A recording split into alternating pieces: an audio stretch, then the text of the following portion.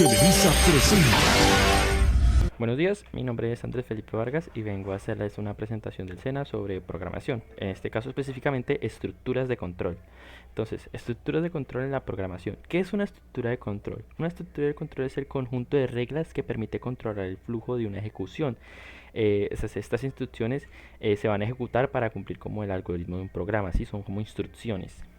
Entonces, tenemos la primera, que la primera es una estructura secuencial, ¿sí? Que es aquella que en la acción sigue una secuencia, ¿sí? Las tareas suceden una tras otra, ¿sí? Por ejemplo, acá tenemos, por ejemplo, digamos así, la salida de la primera es la entrada de la segunda y la salida de la segunda es la entrada de la tercera y así sucesivamente hasta cumplir el fin del proceso. Acá tenemos el ejemplo que está al inicio, la acción uno, ¿sí? Sale, luego le precede la acción 2, luego esta sale, le precede la acción 3 y ya llega al fin. Luego tenemos las estructuras condicionales. Esta permite decidir por cuál alternativa seguirá el flujo del programa, ¿sí? Dependiendo del resultado, esta hace como una evaluación, o sea, una condición.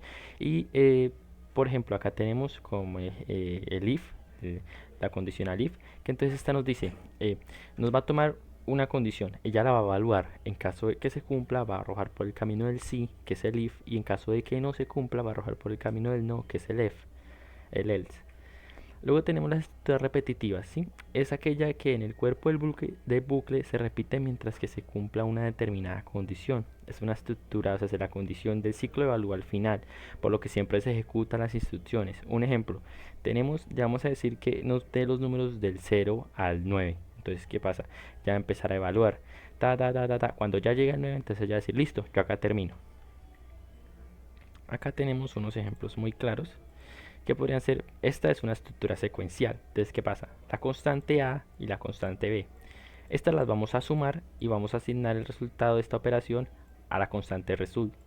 Luego tenemos la constante C y entonces vamos a sumar result, que es esta, más la constante C y lo vamos a asignar, el resultado lo vamos a asignar al result 2. Entonces acá podemos ver el resultado en pantalla.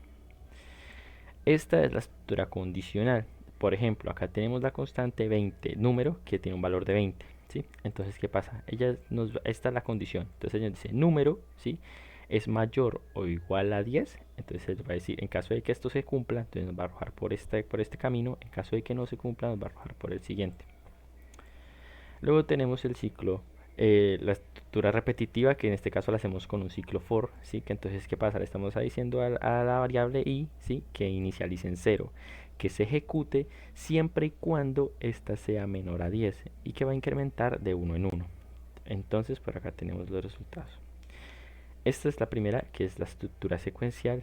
Esta es la estructura condicional, que como podemos ver acá, 20 efectivamente es mayor que 10, entonces ya que nos dice sí es mayor. Entonces, como podemos ver acá, nos arroja sí es mayor.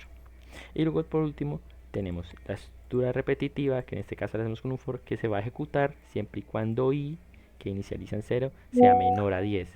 Entonces, ¿qué tenemos acá? 0, 1, 2, 3 y así sucesivamente hasta llegar a 9. Cuando ya cumple su condición, entonces ya dice listo, yo acá me quedo. Entonces esas serían todas las estructuras de control que pues hemos visto en la formación de hoy. Espero que hayan entendido, que les haya gustado y muchas gracias por estar acá.